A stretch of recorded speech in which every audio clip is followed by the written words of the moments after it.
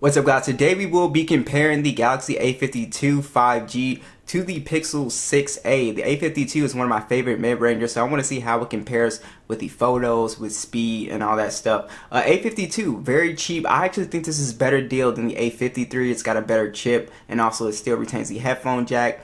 Pixel 6a, it costs around $400. You can do some trade-ins, and they do have some promos going. I have the links down below. Let's go ahead and talk about the build quality. So the Pixel 6 is a aluminum frame and it has a plastic back, two-tone design. The A53 here is a all plastic phone and it has a pretty nice design. I kind of like the Pixel design a little more, just because the metal railings make it feel a little more premium. Also, the A52 is slightly bigger. They're both about the same thickness. You do have a headphone jack on the A53, which is awesome. Both of these phones have stereo speakers as well too, which is really nice. So hardware wise, pretty nice phones. I really love that they both are IP67 dust and water resistant as well too. Alright, so let's talk about the displays on both of these devices. So the A52 does have Samsung's Super AMOLED display. It is 120 Hz. It's a HDR10 Plus display, and it is at 6.5 inches. It is 1080p 407 for the PPI. The Pixel does have a 6.1 inch, so it's slightly smaller OLED display. It is HDR. It's 1080p 429 for the PPI, so it's not HDR plus.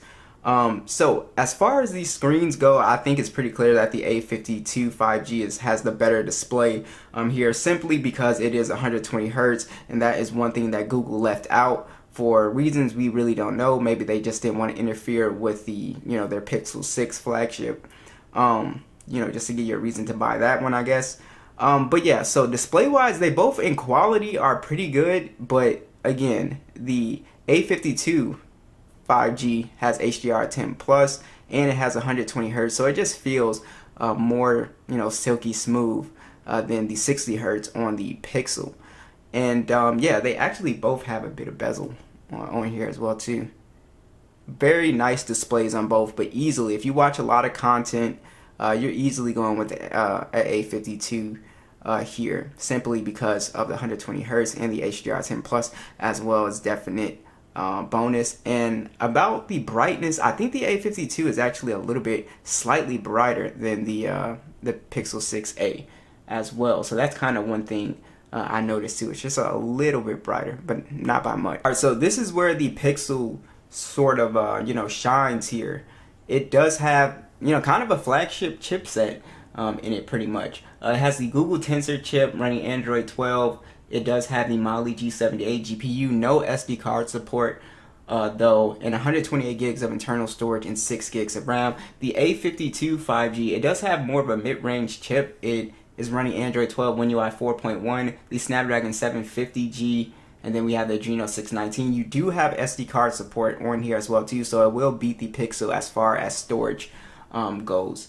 And then you also have 128 gigs and 6 gigs of RAM. As you can see, the scores are, they're not even close, right? The Pixel is just going to beat it in terms of benchmarks, and gaming performance is pretty much going to be better on the Pixel as well too.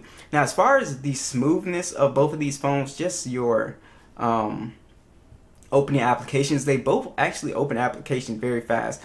Typically, the Pixel is going to feel a little bit faster, but it is like, it's not by much. Like the A52 is not a slow phone at all.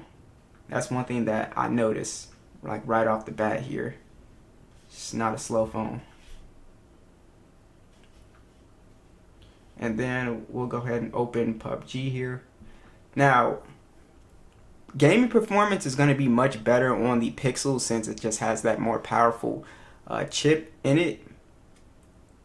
So if you're considering these two phones, and this goes for an A53 as well too, if you're considering the A52 or the A53 over the Pixel, just know the Pixel is going to have better performance when it comes to gaming, as well as when we start to push the chip and start opening a lot of applications and stuff like that, then you'll see like the performance of the Tensor chip is going to be a little bit better. So when we actually get into a game, to show you guys the graphic settings here, you can see we can play at smooth, extreme, and then our highest option is Ultra, HDR Ultra here.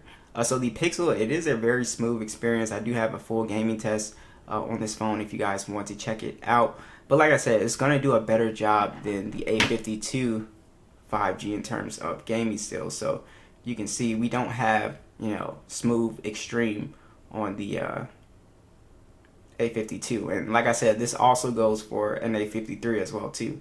So game performance is going to be good, but it's not going to feel as smooth. It's not going to be as fast as it will be on a Pixel. So definitely keep that into consideration. So let's go ahead and talk about additional features here. So I do want to let you guys know that both these phones have NFC and they both have an in-display fingerprint sensor. Now, both the in-display fingerprint sensors are pretty good. I feel like the A52 is a little bit smoother, but it's really not by much. A lot of people have been complaining about the Pixel 6a fingerprint sensor, but it's really not that bad. It almost feels the same as the A52. Yeah, they almost kind of feel the same. But yeah, it might be a little bit smoother, and plus you can use Face Unlock on the A52, and you can't on the Pixel for whatever reason. Also, both these versions of Android are, slightly different with the One UI. So One UI has just a ton of stuff in it, ton of customizations and options and stuff that you can do. You can really just play with a lot of the settings in here. Secured folders is something I love with One UI. The kids mode also, there's just a ton of stuff that you can mess with. Dolby Atmos. With the Pixel, it's a little bit more plain.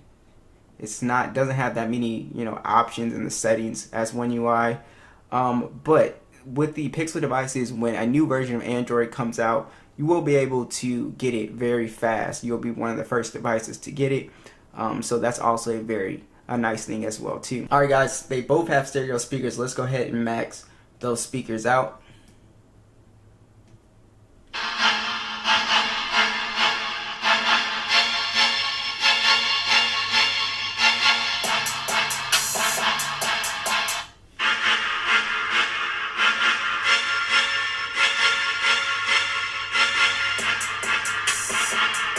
Pixel definitely has more bass, definitely louder.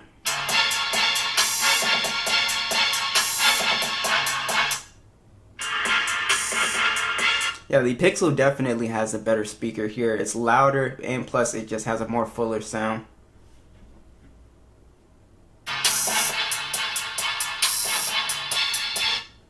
Might be the top speaker.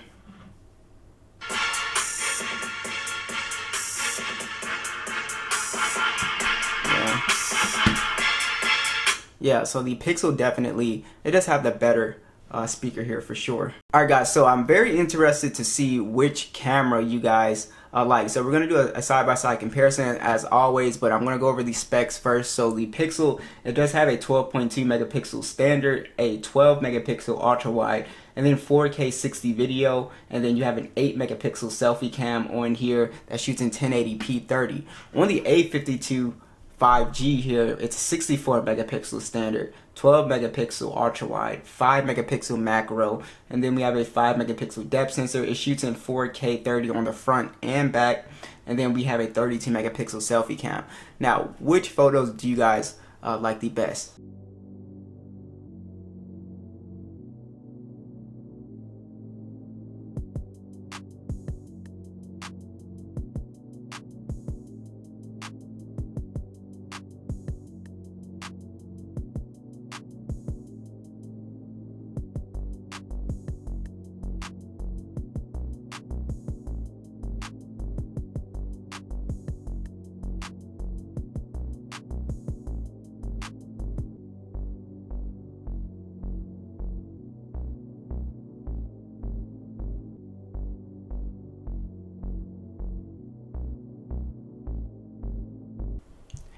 Alright, so let's go ahead and discuss battery life. So on the A52 5G, you do have a 4,500 milliamp battery with 25 watt charging, and on the Pixel you do have a 4,410 milliamp battery with 18 watt charging. So the A52 does charge faster than the Pixel.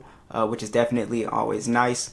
Now, for battery life, they're actually about the same. They actually drain about the same. Both of these phones can easily do 6 hours of screen on time. So these are actually two phones that can last you a day, no problem. So, you know, they've got about the same size battery, so they get about the same battery life as well too, even though this has 120 hertz. That's why I was always kind of put back on why Google didn't add the 90 hertz at least or something for this phone. But like I said, it might be because of the Pixel 6, right?